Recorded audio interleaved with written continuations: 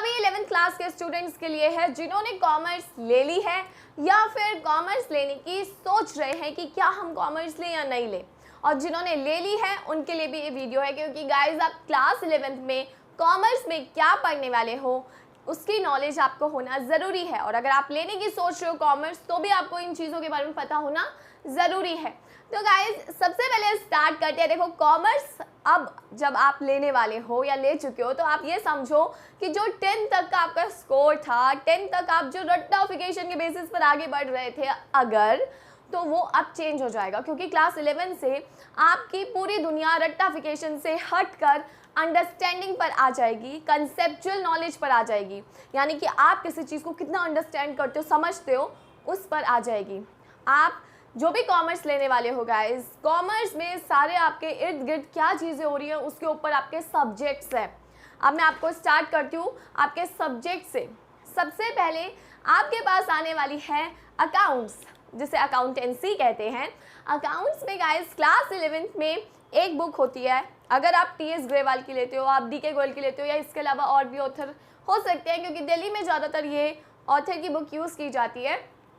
तो guys accounts में आपकी एक ही बुक होगी एंड उस बुक में आपको क्या सीखने को मिलेगा, उस बुक में आपको पर्टिकुलरली बेसिक से सिखाया जाएगा कि एक बिजनेस में किस तरीके से उसका प्रॉफिट फाइंड आउट किया जाता है। सिंपल भाषा में अगर बोलूँ तो आप अपने घर में, मम्मी हमारी एक काम करती है, क्या करती है, खर्चे करती हैं, इनकम पापा लेके आते हैं, उनमें से खर्चे करती हैं और फिर भी पैसा जोड़ लेती हैं, राइट। बिजनेस में भी यही किया जाता है। बिजनेस क्यों किया जाता है? पैसा कमाने के लिए किया जाता है ना।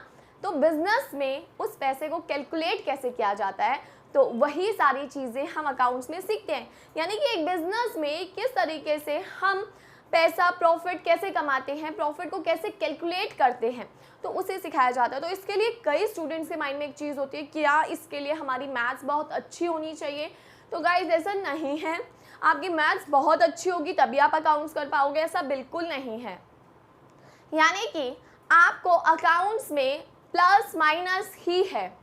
प्लस माइनस काफ़ी सारी डिजिट्स हो सकती हैं, लैक्स में आपकी फिगर्स होगी, लेकिन इसका मतलब ये नहीं है कि आपको मल्टीप्लिकेशन, डिवाइड और पता नहीं क्या क्या चीज़ें होती थी, sine, cos, theta and all, वो सब कुछ नहीं मिलेगा आपको अकाउंट्स में, सिर्फ प्लस माइनस मिलने वाला है।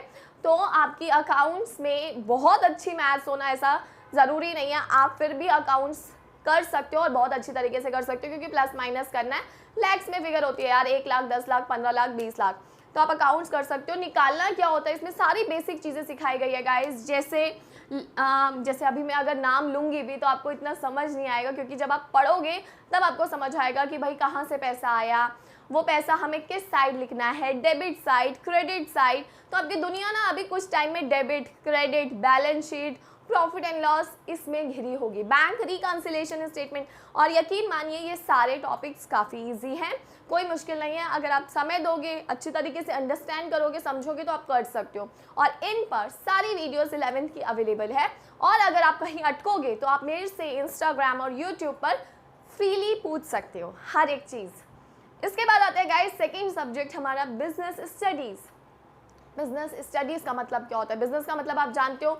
अब इन्होंने ना ये तो बता दिया कि बिजनेस में प्रॉफिट को कैसे कैलकुलेट करते हैं, है ना, यानी कि कैलकुलेशन ऑफ प्रॉफिट हमें यहाँ से पता चलती है, लेकिन बिजनेस कैसे किया जाता है वो हमें बिजनेस स्टडीज से पता चलता है।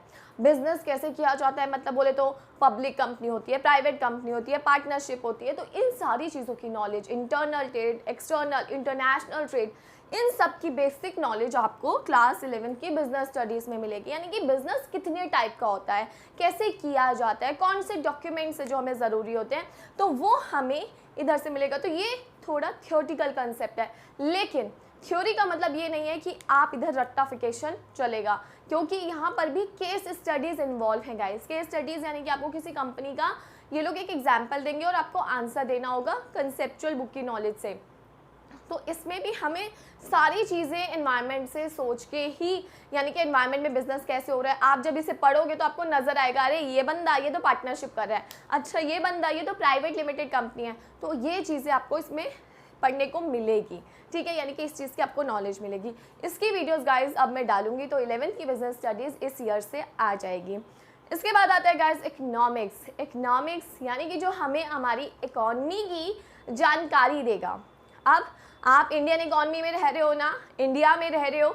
इंडिया में कौन सी इकॉनमी है गाइस? मिक्स्ड इकॉनमी, जहाँ पे सरकार की भी चलती है, जहाँ पे प्राइवेट सेक्टर की भी चलती है। तो पब्लिक एंड प्राइवेट दोनों का रोल है। वही चीज़ आपको यहाँ बताई जाएगी कि एक इकॉनमी कैसे काम करती है, कैसे इस इकॉनमी के लोग पैसा कमाते हैं, कैसे एक इकॉनमी में मनी जनरेट होती है, कैसे लोग डिमांड करते हैं। आपने देखा होगा ना, जैसी चीज़ों के दाम बढ़ते हैं हम चीज़ें खरीदना कम कर देते हैं, और जैसी सेल लगती है हम भागे भागे चले जाते हैं। तो वही सारी स्टडी हमें इकोनॉमिक्स में करने को मिलेगी। बिजनेस स्टडीज़ में गाइस बता दूं एक ही बुक है, इकोनॉमिक्स में भी गाइस 2 बुक्स हैं, फर्स्ट सेकंड। एक आपको मिलेगा माइक्रो इकोनॉमिक्स पढ़ने को, एक आपको मिलेगा स्टैटिस्टिक्स। ठीक है, स्टैटिस्टिक्स तो गाइस वो है जिसमें आपको मीन, मीडियन, मोड, आपने अगर पहले पढ़ा हो तो मीन, मीडियन, मोड वगैरह ये सब चीज़ें होंगी। इसके अलावा उससे आगे थोड़ा सा कोरिलेशन, डिस्पर्जन, मतलब थोड़े से एडवांस चैप्टर्स होंगे, लेकिन वो मुश्किल बिल्कुल भी नहीं है और इन पर वीडियोस स्टार्ट हो गई आना। माइक्रो इकोनॉमिक्स में गाइस डिमांड, सप्लाई, कौन कंज्यूमर होता है, कौन प्रोड्यूसर होता है, इसके बारे में पढ़ाया जाएगा। तो यानी कि हमारी इकॉनमी के बारे में थियोरेटिकल नॉलेज आपको दी जाएगी, राइट। तो ये एक थ्योरी सब्जेक्ट है और ये पूरा प्रैक्टिकल होगा, ये थ्योरी होगा। इसमें थोड़ा बहुत थ्योरी भी है, स्टैटिस्टिक्स क्या होती है, कितने टाइप का डाटा होता है, कैसे होता है, वो सारा आप पढ़ोगे। अब आते हैं बात इंग्लिश में। इंग्लिश तो आपको पता ही है, लैंग्वेज में आपको इंग्लिश में ग्रामर पर भी फोकस करना पड़ेगा, साथ में बुक की कंसेप्चुअल जो आपके चैप्टर्स हैं उन पर भी फोकस करना पड़ेगा। सो इंग्लिश तो आपको मतलब ज़्यादातर बच्चे इग्नोर मार के चलते हैं, बट मैं इंग्लिश के लिए सिर्फ इतना ही कहूँगी। सब लोग ये कहते हैं कि लास्ट में पढ़ेंगे, लास्ट में नहीं, आपको स्टार्टिंग से कम समय दे के चलना, लेकिन इंग्लिश फिर भी पढ़ते हो चलना। इसके अलावा गाइस देखो, ये 4 सब्जेक्ट तो आपके होंगे ही होंगे। इसके अलावा आ जाएगा मैथ्स, 5th मैथ्स, जो कि चॉइस होगी, आपने लेना है लो, नहीं लेना मत लो। आईपी यानी कि आपके कंप्यूटर से रिलेटेड, आपने लेना है लो, नहीं लेना मत लो। फिजिकल एजुकेशन में चॉइस होगी, साइकोलॉजी, और इसके अलावा गाइस आपके स्कूल पर डिपेंड करता है कि आपके स्कूल में कौन सा सब्जेक्ट उन्होंने इन्वॉल्व कर रखा है, कोई अदर लैंग्वेज इन्वॉल्व कर रखी है, या सोशोलॉजी है, साइकोलॉजी है, अदर सब्जेक्ट वो स्कूल पर डिपेंड है। तो इनमें से आपको एक सब्जेक्ट ज़रूर चूज़ करना होता है। तो जैसे कि मैथ्स अगर मैं बात करूँ, तो मैथ्स अगर आपकी बहुत अच्छी है, आप, क्योंकि ये भी प्रैक्टिकल सब्जेक्ट रहेगा, तो आप इसके साथ अगर मैथ्स को साथ लेके चल सकते हो तो आप मैथ्स ज़रूर लेना। अगर आप मैथ्स को, ऐसा लगता था कि जैसे 10th तक तो हमारे पर बोझ था, जैसे काफ़ी स्टूडेंट जो मैथ्स में वीक होते हैं उनके लिए मैथ्स एक बोझ बन जाता है कि यार 33 भी आ जाए ना तो बस बहुत है ना। ऐसे काफ़ी स्टूडेंट्स होते हैं ना जिनके लिए मैथ्स एक ऐसा है कि यार बस पास हो जाए, बस पास हो जाए। तो मैं उनको बोलूँगी कि मैथ्स मत लेना, ठीक है, क्योंकि आपके लिए ऑलरेडी एक प्रैक्टिकल सब्जेक्ट होगा। तो अगर आपकी मैथ्स वीक है, आपसे नहीं होती है, तो आप छोड़ सकते हो। अगर आप कर सकते हो, it's only depend on your capability. आप करना चाहते हो, आपका इंटरेस्ट है, अगर वीक है भी, कई बार ऐसा होता है गाइस, देखो मैं ये कहूँगी, कई बार हमारी कोई चीज़ वीक होती है, बट जब हम उस पर एफर्ट्स करते हैं तो वो चीज़ इम्प्रूव हो जाती है। तो अगर कई बार आपकी 10th तक अगर वीक भी थी और अगर आपका इंटरेस्ट है उसमें, तो आप ज़रूर लेना। इसके अलावा मैथ्स गाइस और बहुत सारे फैक्टर्स पर डिपेंड करता है कि लाइक आपको उसके बाद 12th के बाद जिस कोर्स में जाना है उसमें मैथ्स ज़रूरी है तो आपको ज़रूर लेनी चाहिए। अगर 12th के बाद आप जो कोर्स करना चाहते हो उसमें मैथ्स नीडेड नहीं है तो आप मत लीजिए, है ना। तो उस पर भी कई बार ऐसा होता है कि जब हम नहीं लेते मैथ्स और 12th के बाद हम किसी एंट्रेंस एग्जाम में जाते हैं या कोई कोर्स करना चाहते हैं जिसमें ये कहा जाता है कि मैथ्स होनी चाहिए, कंपल्सरी है, तो फिर हमें रिग्रेट होता है। तो आप ये भी थोड़ा सा ध्यान दे लेना कि आपने 12th के बाद क्या करना है। हालांकि अभी तो हमें यही नहीं पता कि 11th में क्या करना है, लेकिन फिर भी आप maths is totally your choice, आपकी प्रैक्टिस पर, उस पर डिपेंड करती है। इसके अलावा आपके पास इसमें चॉइसेस होते हैं।